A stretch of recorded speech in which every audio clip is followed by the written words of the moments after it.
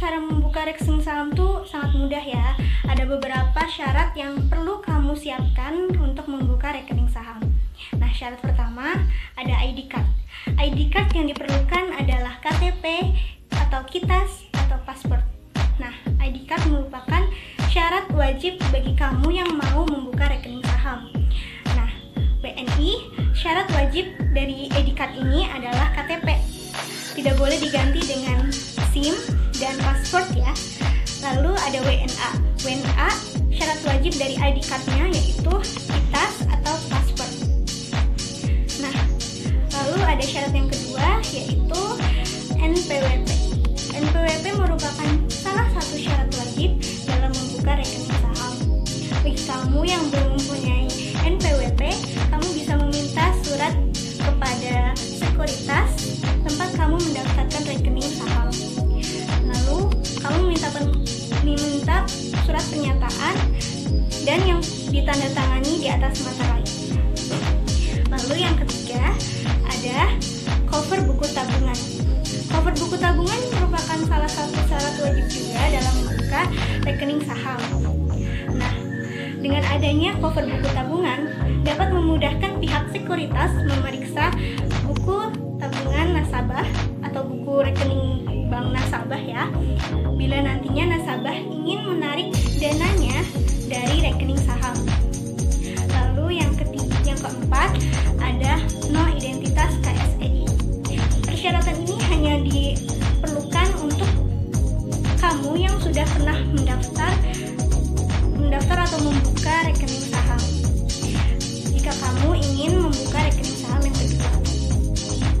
Lalu ada syarat yang kelima yaitu fotokopi NPWP suami, fotokopi KTP suami, dan juga fotokopi kartu keluarga.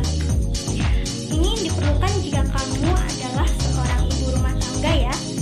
Lalu yang keenam adalah materai 6.000. Biasanya diperlukan 2-8 materai sesuai kebutuhan kamu. Nah, selanjutnya kita akan menilik gimana sih cara membuka rekening saham. Pertama-tama langkah yang kamu perlukan yaitu dengan mengunduh formulir secara online di website broker yang telah kamu pilih. Lalu cara yang kedua dengan menemui pihak brokernya secara langsung. Jangan lupa kamu harus menyertakan dokumen persyaratan yang tadi kita bahas ya. Perlu dipahami oleh kamu kalau formulir pembukaan rekening saham itu sebenarnya ada dua jenis. Pertama ada rekening saham dan yang kedua ada rekening dana investasi. Rekening saham yaitu untuk membuka rekening di perusahaan sekuritas dan juga akan digunakan sebagai data yang disampaikan ke pihak KSEI. Nah, rekening ini adalah rekening penyimpanan saham yang kamu miliki. Yang kedua ada rekening dana investor atau RDI. RDI adalah rekening dari dana Anda yang ditempatkan terpisah dari pihak sekuritas di perusahaan efek. Nah, setelah memilih rekening saham atau RDI atau yang tadi kepanjangannya yaitu rekening dana investor, selanjutnya kita akan melakukan penyetoran deposit awal. Nah, penyetoran deposit awal itu tergantung sekuritas ya. Ada yang mulai dari 100 ribuan aja loh. Setelah kamu membuka rekening dan menyetorkan deposit awal, selanjutnya kamu tinggal menunggu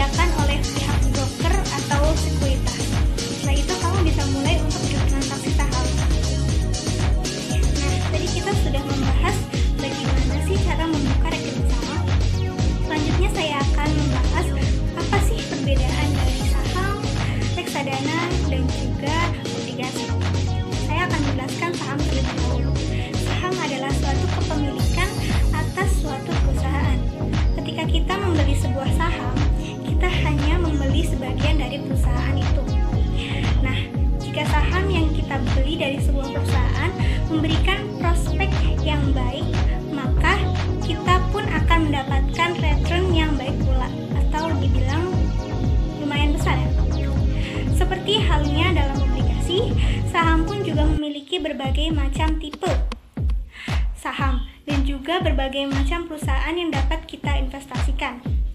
Yang harus kita selalu ingat adalah ketika sebuah saham mempunyai return yang dibilang tinggi, maka resiko akan jatuhnya nilai return tersebut juga besar.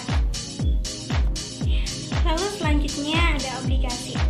Cara terbaik menjelaskan apa itu obligasi adalah pinjaman. Kamu meminjamkan sejumlah uang kamu kepada negara atau suatu perusahaan.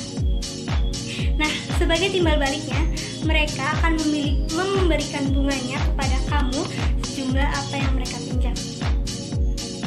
Lalu, obligasi mempunyai banyak sekali tipe-tipe yang menjadi pilihan seorang investor. Sesuai dengan ketentuan apa yang menjadi tujuan utama investor tersebut.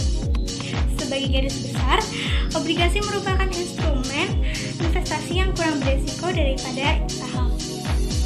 Setelah kita membahas tentang saham, obligasi, saya akan membahas tentang reksadana.